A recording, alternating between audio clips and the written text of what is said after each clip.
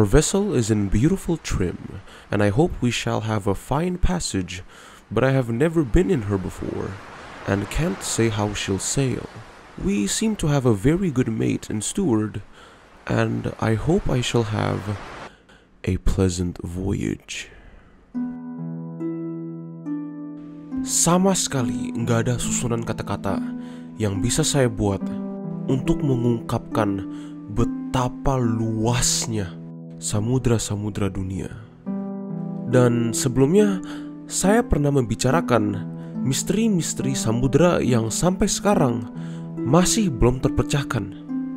Contohnya video saya mengenai misteri hilangnya penjaga-penjaga mercusuar pada kepulauan Flannan Isles, yang jujur merupakan salah satu cerita yang paling aneh dan tak terjelaskan yang pernah saya baca.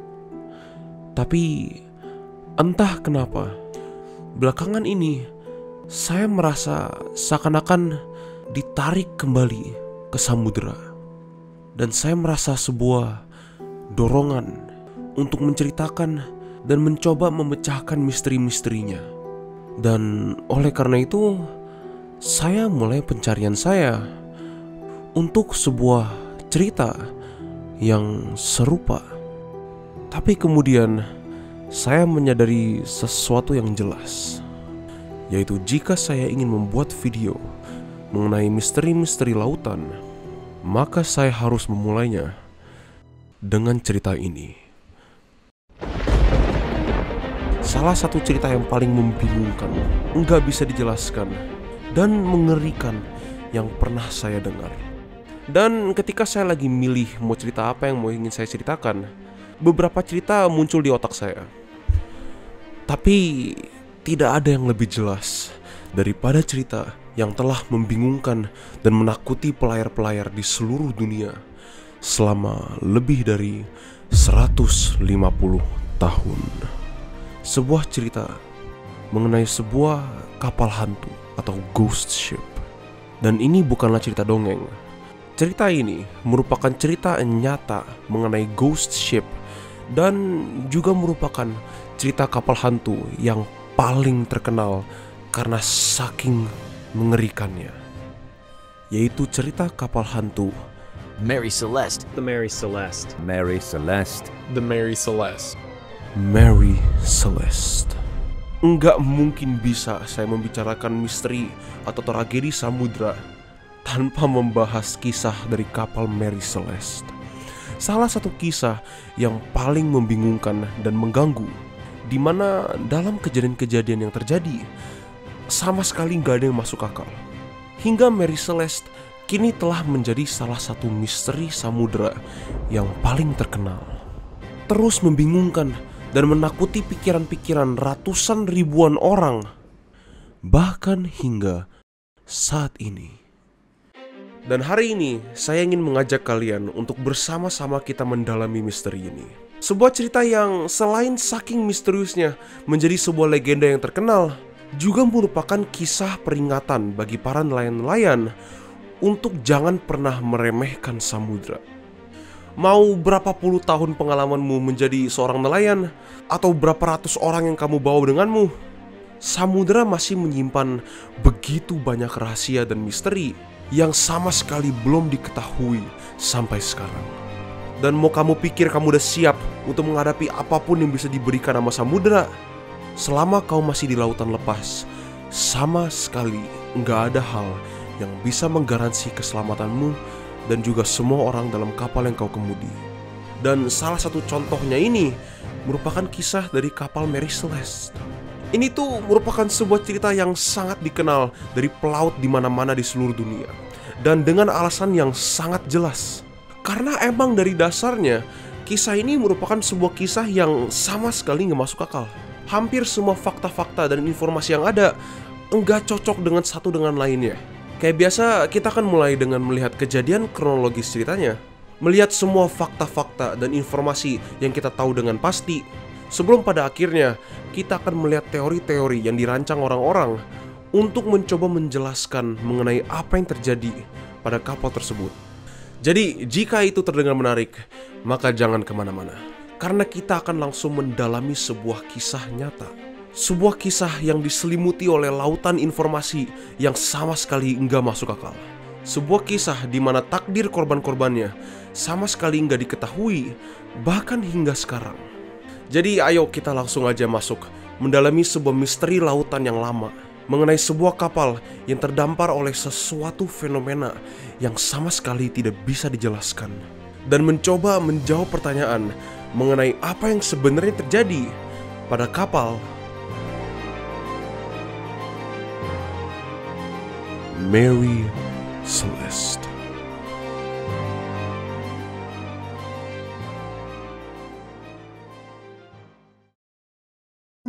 Mary Celeste merupakan sebuah kapal yang pada awalnya dibuat pada tahun 1861 di pulau yang bernama Spencer's Island di Nova Scotia pada negara Kanada. Pada awalnya kapal ini diberi nama The Amazon sebelum kapalnya hancur dan dibangun kembali sebelum diberi nama baru, dan kapal inilah yang diberi nama Mary Celeste. Kapal ini berbobot 282 ton dan dibuat dengan satu tujuan, yaitu untuk mengangkut barang. Dan dari masa awal pembuatannya, kapal ini beberapa kali ganti pemilik. Sebelum pada akhirnya, sekitar tahun 1872, kapal ini dibeli oleh seseorang yang bernama Kapten Benjamin Spooner Briggs. Nah, Briggs ini merupakan seorang kapten yang sangat berpengalaman, yang sudah mengkapten banyak perahu-perahu sebelumnya, termasuk sebuah kapal yang sangat besar dan dilaporkan sangat susah untuk dikendalikan, yang bernama Three-Masted Schooner Forest King. Dan pada November 1872, Kapten Briggs berniat membawa Mary Celeste ini untuk mengantar barang dari New York ke kota Genoa pada negara Italia. Barang yang dibawanya merupakan alkohol yang dinaturasi. Alkohol yang didenaturasi sebanyak 1.701 barel. Kapten Briggs ini memiliki reputasi yang sangat tinggi dan dihormati, bahkan sampai beberapa orang bisa mengatakan bahwa dia terkenal pada saat itu. Dan pada tanggal 5 November, Kapten Briggs membawa istrinya yang bernama Sarah dan anak perempuan mereka, serta beberapa awak kapal. Pada hari itu, bertotal 10 orang. Mereka semua berlayar di bawah pimpinan Kapten Briggs yang sangat berpengalaman, bertujuan melewati Samudra Atlantik untuk menuju tujuan mereka, yaitu Italia. Tapi, yang nggak mungkin mereka bisa tahu saat itu adalah bahwa pelayaran ini merupakan pelayaran terakhir yang akan mereka lakukan dalam hidup mereka. Dan pada tanggal 5 November itulah merupakan tanggal di mana ke-10-10-nya dari mereka terlihat hidup-hidup untuk terakhir kalinya. Kebetulan sekitar seminggu setelah Kapten Briggs dan Mary Celeste memulai perjalanannya, kapal laut Inggris yang bernama Brigantine de Gratia memulai perjalanan mereka di bawah pimpinan Kapten David Morehouse menuju lokasi yang sama. Dan sekitar tanggal 4 Desember 1872, Kapten Morehouse melihat sesuatu yang aneh. Ia melihat sebuah kapal yang seakan-akan mengapung tanpa arah di sekitar Kepulauan Azores. Dan saya bilang sekitar Kepulauan Azores ini sebenarnya kurang akurat, karena setahu saya kapal yang mereka lihat pada saat itu benar-benar berada di tengah-tengah Samudra Atlantik. Dan meskipun Morehouse hanya melihat dari jauh, dia bukan hanya menyadari itu merupakan Mary Celeste, tapi dia juga menyadari beberapa hal-hal yang aneh tentangnya. Salah satunya adalah keadaan layar pada kapal itu. Kondisi layar sebuah kapal laut itu biasanya cuma berada di antara satu dari dua keadaan, yaitu kebuka ketika kapalnya sedang jalan, atau tertutup ketika kapalnya sedang diam atau beristirahat.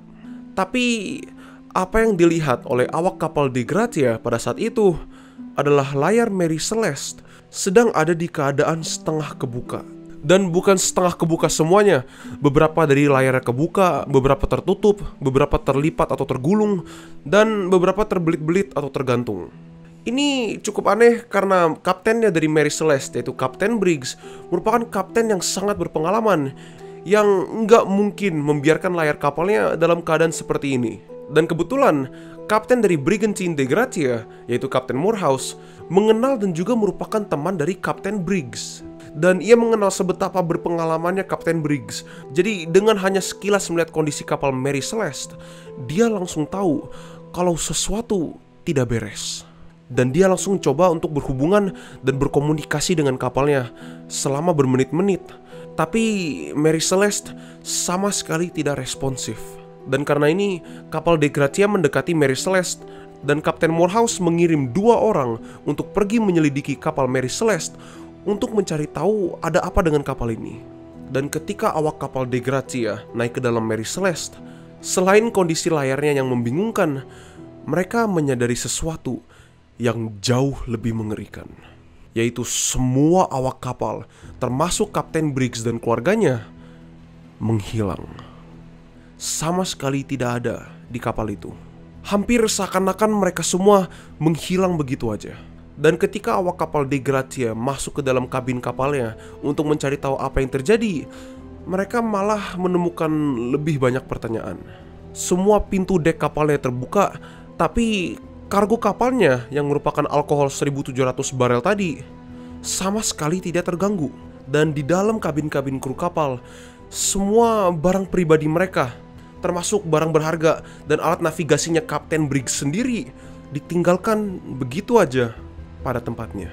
Dan semua baju-baju dan buku-buku mereka tersusun dan tertata secara rapih. Dan yang paling aneh, pada meja makan mereka sudah tersedia makanan yang sudah disajikan. Seakan-akan mereka baru aja mau makan bareng-bareng sebelum menghilang sekejap. Dan satu lagi detail yang sangat krusial, salah satu perahu penyelamat mereka hilang. Dan ketika mereka melihat tali yang menahan perahunya, talinya bukan dibuka secara perlahan, tapi dipotong secara paksa dengan pisau yang tajam. Seakan-akan siapapun yang sedang memotongnya melakukan itu dengan terburu-buru. Sesuatu lain yang mereka temukan adalah sebuah barang yang ada di dalam ruangannya Kapten Briggs, yaitu sebuah notebook atau log kapal yang ditulis oleh Kapten Briggs sendiri. Dan isinya merupakan rincian yang sangat detail dan penjelasan yang sangat deskriptif mengenai semua hal-hal yang terjadi pada mereka selama perjalanan perlayaran mereka. Bahkan sampai mendetailkan jam dan menit di mana kejadian-kejadian ini terjadi. Tapi rincian ini berhenti secara tiba-tiba pada tanggal 25 November, di mana catatannya secara tiba-tiba berhenti. Terus kalau kalian ingat, tadi saya bilang kalau semua pintu dek kapal terbuka. Ketika mereka turun ke dalam dek kapal, mereka melihat air menggenang hampir setinggi 1 meter. Dan tunggu dulu, mungkin menurut kalian ini adalah hal yang sangat buruk, seakan-akan kapalnya lagi tenggelam. Tapi untuk zaman ini merupakan hal yang normal. Karena memang pembuatan kapal zaman dulu dan zaman sekarang itu jauh lebih berbeda. Dan karena kebanyakan kapalnya dibuat dari kayu dan bukan besi, kapalnya nggak terlalu kedap air. Jadi emang nggak aneh kalau di bawah dek kapalnya ada air. Makanya di bawah kapalnya itu diinstal sebuah pompa yang berguna untuk memompa air dari dalam kapal keluar. Tapi bukti kalau airnya sudah bocor selama 1 meter itu menunjukkan kalau pompanya sudah lama sekali nggak dinyalakan. Mungkin kalian punya pertanyaan seperti, kalau pompanya perlu dinyalakan dan dimatikan secara manual, bagaimana kru kapal bisa tahu kalau air di bawah kapalnya sudah cukup tinggi untuk menyalakan pompa atau belum? Nah, penjelasannya adalah mereka punya alat mereka sendiri, yaitu yang bernama sounding rod, yang merupakan sebuah stik panjang yang ditancap ke dalam lambung kapal untuk mengukur sedalam apa air yang ada di bawah situ. Dan di sekitar salah satu pintu dek kapal Mary Celeste, awak kapal De Gratia menemukan suatu DIY sounding rod yang dibuat-buat, yang cuman merupakan 2 atau 3 stik pendek yang diikat dengan tali yang bergabung menjadi sebuah stik panjang. Dan pada akhirnya mereka sama sekali nggak menemukan jawaban yang menjelaskan kemana kru-kru kapal itu. Jadi pada akhirnya Kapten Morehouse memutuskan untuk menarik Mary Celeste ke pelabuhan terdekat, yaitu Pelabuhan Gibraltar, untuk mengambil suatu upah penyelamatan atau salvage earnings. Nah, salvage earnings ini merupakan upah yang diberikan pada orang yang punya properti seperti sebuah kapal atau harta karun kepada orang yang balikin harta itu ke mereka. Dan jumlah hal yang diberikan pada orangnya tergantung beberapa hal, terutama risiko. Risiko yang diambil oleh pihak penyelamat untuk mengembalikan propertinya. Jadi contohnya kalau sebuah perusahaan atau organisasi kehilangan kapalnya di tengah-tengah lautan mungkin karena sebuah cuaca buruk, dan ada orang yang masuk ke dalam badai itu dan menarik balik kapalnya dan mengembalikannya, dia akan mendapatkan upah yang lebih banyak dibandingkan orang yang cuma pergi ke lautan bentar doang dan langsung balikin lagi propertinya. Dan upah salvage earnings ini biasanya tuh merupakan nilai yang ditentukan secara bersama-sama. Dan makanya Kapten Morehouse membawa balik kapal Mary Celeste ke pelabuhan karena dia mau mengambil upahnya. Tapi seperti yang kalian tahu, pemilik kapal Mary Celeste yaitu Kapten Briggs dan seluruh keluarganya udah menghilang semua. Dan karena Kapten Morehouse mengembalikan kapalnya dengan niat untuk mengambil uang, pihak yang seharusnya membayarnya mulai curiga apa kapal ini disalvage atau diselamatkan dengan cara yang bermoral atau tidak. Lebih simpelnya, mereka curiga akan dua hal. Pertama, apa kapal ini benar-benar diselamatkan atau diambil secara paksa? Dan yang kedua, apa mungkin Kapten Briggs mengambil keluarganya dan menghilang bersama-sama untuk melakukan suatu insurance fraud atau kebohongan asuransi untuk mengambil upah mereka dengan curang. Dan oleh karena itu, Pelabuhan Gibraltar menyatakan bahwa mereka akan mengadakan suatu sidang pengadilan penyelamatan atau salvage court hearings untuk memutuskan apa yang seharusnya mereka lakukan pada kapalnya dan Kapten Morehouse. Sidang pengadilan penyelamatan mulai pada 17 Desember 1872 dan dipimpin oleh seorang Jenderal Frederick Solly Flood, yaitu merupakan jaksa agung dari Gibraltar. Dan selama sidang ini berjalan, ada banyak banget teori yang muncul dan dilempar orang-orang untuk mencoba menjelaskan apa yang terjadi pada awak kapal Mary Celeste dan juga Kapten Briggs serta keluarganya. Salah satu teori yang lumayan populer pada saat itu adalah teori bahwa mereka cuma dilanda sebuah badai yang besar yang menghantam kapalnya sampai mereka ketakutan hingga mereka semua lari ke perahu penyelamat secara langsung dan memotong talinya secara buru-buru. Dan bukti atau petunjuk yang mereka berikan adalah tali perahu penyelamat yang dipotong dan salah satu perahu penyelamatnya sendiri yang nggak ada. Dan ini menunjukkan beberapa hal, yaitu dalam kejadian ini, apapun yang terjadi pada kapal Mary Celeste, ada orang atau beberapa orang yang memiliki kesempatan untuk kabur. Ini juga menunjukkan bahwa mereka kabur dalam keadaan panik dan terburu-buru. Seakan-akan apapun yang sedang terjadi sangat serius dan mereka harus kabur saat itu juga. Karena kenapa lagi mereka bakal memotong tali kapal yang sangat berharga itu di tempat dimana supply sangat terbatas dan mereka nggak punya banyak tali. Tapi laporan dari awak kapal De Gratia serta beberapa penyelidik yang dimasukkan ke dalam Mary Celeste untuk menyelidikinya secara langsung menulis bahwa dalam kapalnya ditemukan beberapa botol kecil atau vials yang dipenuhi oleh minyak atau tinta yang berdiri di beberapa mejanya. Dan kalian pasti bisa tahu kalau seandainya benar-benar ada sebuah badai yang begitu besar sampai bisa menakutkan Kapten Briggs yang sangat berpengalaman ini, dan saking besar ya sampai mereka semua kabur dengan begitu cepat, enggak mungkin botol-botol kecil ini masih bakal berdiri, pasti udah tumpah kemana-mana. Dan jangan lupa bahwa semua barang pribadi dan barang-barang berharga kru kapal itu tersusun dan terletak dengan sangat rapi di kamar-kamar mereka sendiri. Kalau emang sebuah badai besar atau sebuah cuaca buruk yang melanda kapal itu, pasti barangnya udah kemana-mana kan. Dan bahkan penyelidik yang dikirim dari pelabuhan Gibraltar juga mengkonfirmasi betapa rapih dan teraturnya keadaan kapal Mary Celeste ini. Ini merupakan kondisi yang membuat teori bahwa mereka dilanda sebuah badai besar itu hampir tidak mungkin. Dan jangan lupa kalau kapal Mary Celeste ini punya lebih dari satu perahu penyelamat. Jadi kalau emang badai yang melanda mereka, kenapa mereka semua malah milih buat masuk ke dalam kapal yang lebih kecil dan turun ke dalam laut dalam cuaca yang sangat buruk? Dan kalau mereka memang pengen turun, kenapa cuma pakai satu perahu aja? Ini membuat banyak orang, termaksud Jaksa Agung Jenderal Flood sendiri, untuk berpikir bahwa mungkin aja bukan bencana alam atau cuaca yang buruk yang mendorong mereka untuk kabur ke dalam sebuah perahu yang kecil. Dan mungkin aja alasan kenapa mereka kabur dengan begitu cepatnya merupakan campur tangan manusia. Dan di tengah-tengah persidangan ini, yang menjadi tersangka utama sebagai pelakunya merupakan David Morehouse, kapten dari Brigantine De Gratia sendiri. Jenderal Agung Flood sangat yakin bahwa alasan kenapa kru Mary Celeste bisa menghilang semua bukanlah karena bencana alam, tapi karena campur tangan manusia oleh awak kapal De Gratia, termasuk Kapten Morehouse sendiri. Dan dia bahkan sampai menuduh Kapten Morehouse membohongi seluruh pengadilan tentang ceritanya di mana dia menemukan kapal Mary Celeste. Dan karena tuduhan baru ini, semua perhatian pengadilan tertuju pada Kapten Morehouse. Tapi bahkan pengadilan sendiri berkata bahwa setelah dipikirkan sedikit lagi, teori ini benar-benar gak masuk akal. Karena Kapten Morehouse sendiri, seperti Kapten Briggs, merupakan kapten yang sangat berpengalaman dan terkenal. Buat apa dia melawan dan merebut paksa kapal dari temannya sendiri untuk ditukarkan dengan upah yang lebih kecil dari gajinya? Untuk apa Kapten Morehouse melakukan itu dan beresiko merusak reputasinya yang sangat tinggi dan terhormat? Tapi Jaksa Agung Flood sangat tidak setuju. Dia sangat yakin bahwa kehilangan kru Mary Celeste disebabkan oleh campur tangan manusia. Bahkan sampai dia mengirim 2 orang penyelidik ke dalam kapalnya untuk mengumpulkan bukti-bukti untuk menunjukkan ini. Dan ketika orang-orang ini pergi untuk menginspeksi kapalnya, mereka menemukan beberapa hal-hal yang menarik. Pertama-tama, di sekitar pagar atas kapal itu, mereka temukan beberapa bercak merah yang mereka katakan mungkin aja darah. Dan bekas darah yang sama ini juga ditemukan di pedang Kapten Briggs yang terselimuti di bawah ranjangnya. Selain itu, pada dek kapalnya, mereka menemukan beberapa bekas bacokan yang dalam yang terlihat seperti dibuat oleh sebuah kapak. Dan ini meningkatkan kecurigaannya General Flood bahwa Kapten Morehouse dan kru dari Brigantine de Gratia sedang menyembunyikan sesuatu.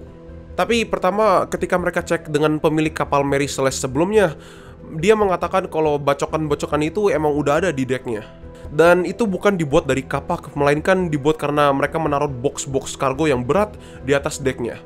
Terus bercak-bercak merah yang Flood bilang mungkin itu darah, mereka juga ngetes itu dan ternyata itu bukan darah, tapi cuman sebuah besi karatan doang. Jadi pada akhirnya, kecurigaan Flood dan semua orang harusnya menghilang. Jika bukan karena satu detail lagi yang belum saya sampaikan pada kalian. Detail yang merupakan bukti yang tidak bisa dijelaskan. Bukti yang berasal dari buku hariannya atau logbooknya Kapten Briggs sendiri. Jika kalian ingat, isi logbook itu merupakan catatan yang sangat detail dan rincian yang sangat jelas mengenai kejadian sehari-hari mereka hingga tanggal 25 November. Tapi selain kejadiannya, jam dan menit di mana kejadian itu terjadi, Kapten Briggs juga mencatat lokasi koordinat kapal Mary Celeste pada setiap kejadian-kejadian yang dia catat. Dan ketika mereka cek posisi kapal Mary Celeste pada tanggal 25 November, hari di mana kemungkinan mereka menghilang, berada hampir 400 mil atau 720 km dari lokasi kapalnya ditemukan oleh Kapten Briggs hanya 9 hari setelah kejadiannya terjadi. Ini berarti bahwa selama 9 hari dari 25 November hingga 4 Desember, kapal Mary Celeste berlayar lebih dari 700 km tanpa pengemudi, dengan layarnya yang rusak dan tanpa ada orang yang menavigasinya sama sekali. Tapi logbooknya Kapten Morehouse sendiri juga mendetail lokasi kapalnya. Dan ketika mereka ngecek kedua buku itu, mereka menemukan bahwa emang pada tanggal 25 November, kapalnya Kapten Morehouse masih jauh banget dari Mary Celeste. Dan mereka hanya bertemu pada tanggal 4 Desember, di mana Kapten Morehouse menulis di buku logbooknya bahwa mereka menemukan kapal Mary Celeste. Jadi karena inilah, orang mulai berpikir teori-teori yang lain. Seperti teori bahwa Mary Celeste mungkin aja dibajak oleh bajak laut. Teori ini berspekulasi bahwa pada tanggal 25 November, kapal Mary Celeste dibajak oleh satu atau kelompok dari bajak laut. Dan semua awaknya, termasuk Kapten Briggs dan keluarganya, dilempar secara paksa ke dalam lautan menggunakan satu perahu penyelamat. Tapi lagi-lagi, untuk apa membajak kapal laut jika kalian gak ngambil apa-apa dari kapalnya? Barang nggak diambil, makanan juga nggak diambil, bahkan lebih dari 1.700 tangki alkohol nggak disentuh sama sekali. Buat apa bajak laut yang cuman mementingkan uang dan harta membajak sebuah kapal yang penuh dengan barang-barang berharga dan enggak ngambil sama sekali barang-barang itu? Ditambah lagi bahwa pada kapal Mary Celeste sama sekali nggak ada tanda-tanda perlawanan atau pemaksaan di kapalnya. Menurut saya teori ini kurang masuk akal.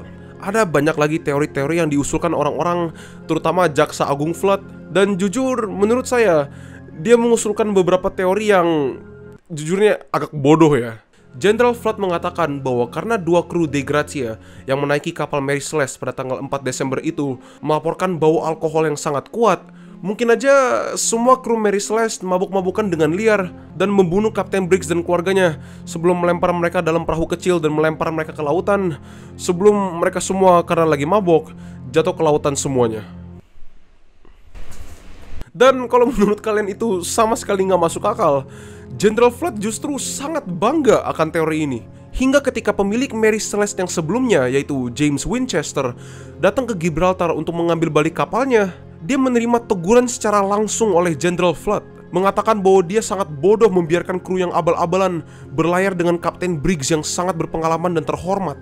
Dan pastinya James Winchester sangat bingung karena satu, yang milih awaknya kan bukan dia. Terus yang kedua, Mungkin alkoholnya bukan karena mereka mabuk-mabukan, tapi karena lebih dari 1.700 barel alkohol yang ada di bawah lambung kapalnya. Bahkan sampai James Winchester ini berdebat dengan General Flood dalam pengadilannya. Tapi pada akhirnya mereka semua setuju bahwa mereka nggak tahu apa yang terjadi pada kru Mary Celeste. Dan nama Kapten Morehouse dibersihkan, dan dia diberikan upahnya meskipun jumlahnya cuman sekitar 1/3 dari apa yang harusnya dia dapat. Ada banyak banget teori yang dibuat sama orang-orang yang coba menjelaskan apa yang terjadi, dan saya akan membahas beberapa dari mereka di sini dengan singkat dan akan membuktikan mereka salah semuanya. Teori yang lumayan populer pada saat itu adalah teori bahwa Mary Celeste dilanda sebuah angin puting beliung air atau tornado air yang mengguncang kapalnya hingga awaknya jatuh semua. Ini udah pasti salah karena pertama-tama awak kapal Mary Celeste bukan terjatuh dari kapalnya, tapi mereka menaiki perahu penyelamat. Karena kita tahu bahwa talinya dipotong dengan sengaja dan buru-buru. Tapi mungkin kalian mengatakan kalau mungkin aja mereka sedang memotong talinya, tapi guncangan dari badainya begitu kuat hingga perahunya jatuh dan mereka semua jatuh juga. Lagi saya ingin mengingatkan kalian kalau semua barang-barang pribadi di kapalnya tersusun dengan rapih. Dan bahkan sampai ada botol-botol kecil yang dipenuhi oleh minyak dan tinta yang enggak jatuh di meja-mejanya. Selain itu, saya kurang yakin bahwa pelayar yang seberpengalaman Kapten Briggs akan melihat cuaca yang sangat buruk dan sangat parah di depan mereka dan memutuskan mereka semua untuk masuk ke dalam kapal yang jauh lebih kecil di lautan yang jauh lebih bahaya. Sebuah teori lain yang juga sempat dibahas di pengadilan itu adalah teori bahwa Kapten Briggs kabur dan membohongi pengadilannya dengan menggunakan Kapten Morehouse untuk mengambil upahnya dan memberikannya pada dia. Hampir semacam kecurangan asuransi. Tapi lagi-lagi, sama seperti Kapten Morehouse, Kapten Briggs ini sangat berpengalaman dan gaji dia sendiri sebagai kapten itu jauh lebih besar dari apapun yang bisa dia dapat dari upah pembayaran. Selain itu, kalau mereka memang kabur, kenapa mereka cuma pakai satu dari begitu banyak perahu penyelamatnya aja? Terus, kalau memang Kapten Briggs kabur dengan motivasi berupa uang atau kekayaan, kenapa barang-barang navigasi dia yang sangat berharga itu bersama dengan semua barang personal dia, keluarganya, dan awak-awak kapal ditinggal semuanya? Inilah yang membuat teori ini menurut saya seperti yang lain kurang masuk akal. Terus ada sebuah teori yang mengatakan bahwa mungkin aja kapalnya bukan diserang oleh manusia, tapi diserang oleh sebuah makhluk lautan yang besar dan mematikan, seperti sebuah kraken contohnya.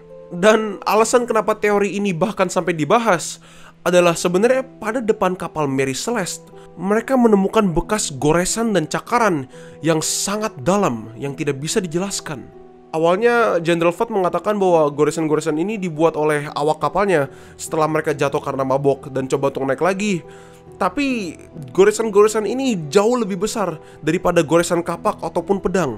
Jadi beberapa orang pikir bahwa sesuatu makhluk yang jauh lebih besar dari mereka dan jauh lebih kuat menyerang dan membuat goresan-goresan itu. Karena bahkan James Winchester sendiri mengkonfirmasi bahwa goresan-goresan itu sebelumnya tidak ada. Tapi teori ini nggak bisa dibuktikan salah atau benar. Jadi saya akan lanjut ke teori selanjutnya. Dan menurut saya ini merupakan teori yang paling masuk akal. Meskipun teorinya membingungkan, teorinya ini berpusat pada barang bawaan dari kapal Mary Celeste itu sendiri, yaitu alkohol yang didenaturasi. Kenapa berpusat pada alkohol ini? Karena alkohol jenis ini itu memiliki properti bahwa jika dia berubah menjadi uap ini bisa tiba-tiba meledak tanpa peringatan, cuman tiba-tiba meledak aja.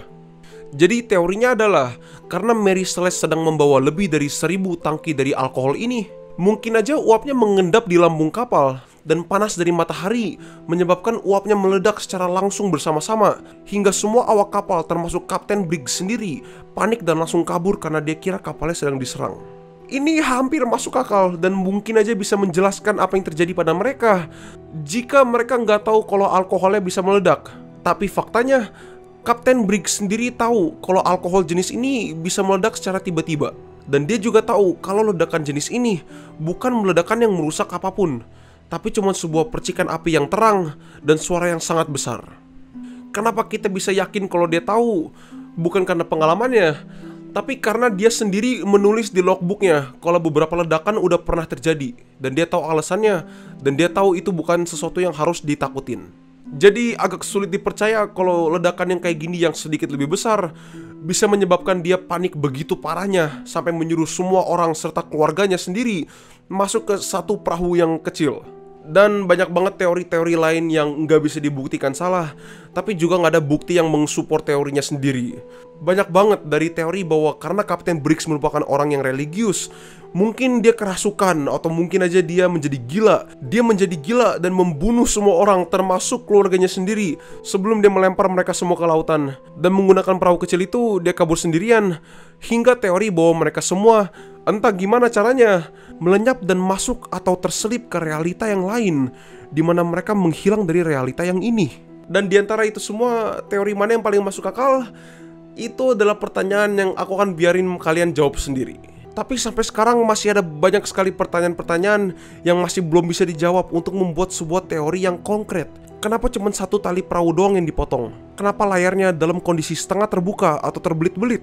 Dan yang paling aneh, bagaimana kapalnya bisa berlayar lebih dari 700 km selama 9 hari tanpa pengemudi sama sekali?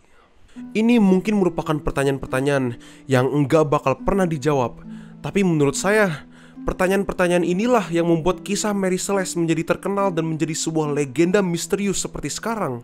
Karena dengan tidak adanya jawaban buat pertanyaan-pertanyaan itu membiarkan imajinasi kita untuk mengisi pertanyaan-pertanyaan itu dengan jawaban kita sendiri. Dan kita terpaksa membayangkan apa yang terjadi pada kapal Mary Celeste dengan Kapten Briggs serta keluarganya dan semua awak kapalnya. Tapi dengan itu, saya ingin berterima kasih pada kalian semua yang sudah menonton sampai sini. Cerita hilangnya awak kapal Mary Celeste merupakan salah satu dari begitu banyak cerita yang menurut saya mengungkap dan menangkap perasaan thalassophobia dengan sangat baik. Di tempat dimana kita dikelilingi ribuan mil lautan yang kosong, terisolasi dari dunia luar secara sepenuhnya, dimana sesuatu yang sangat mengerikan dan misterius bisa terjadi padamu dan keluargamu, hingga orang-orang ratusan tahun ke depannya masih bingung apa yang terjadi pada kamu sebenarnya. Karena dengan bukti yang hampir nggak ada untuk menjelaskan atau bahkan mengsugestikan apa yang bisa terjadi pada kapal Mary Celeste, apa kita benar-benar bisa menyingkirkan teori apapun, sebagaimanapun gila dan anehnya teori itu, tanpa bukti untuk melawannya? Bisa aja teori itu benar. Menurut kalian gimana? Apa menurut kalian yang terjadi pada kapal Mary Celeste? Kalian bisa diskusikan di kolom komentar. Tapi jika ada detail yang saya lewati, atau ketinggalan atau bahkan salah detail, kalian bisa memberitahu saya lewat komen dan saya akan memperbaikinya dengan pin komen yang di atas. Tapi sekali lagi, saya ingin berterima kasih setulus-tulusnya pada kalian semua yang sudah menonton sampai sini. Jika kalian ingin support konten seperti ini, kalian bisa klik subscribe, like, komentar, atau bahkan nge-share video ini. Saya akan sangat-sangat berterima kasih pada kalian. Tapi untuk sekarang, itu aja dulu dari saya. Sampai jumpa di video selanjutnya. Bye-bye.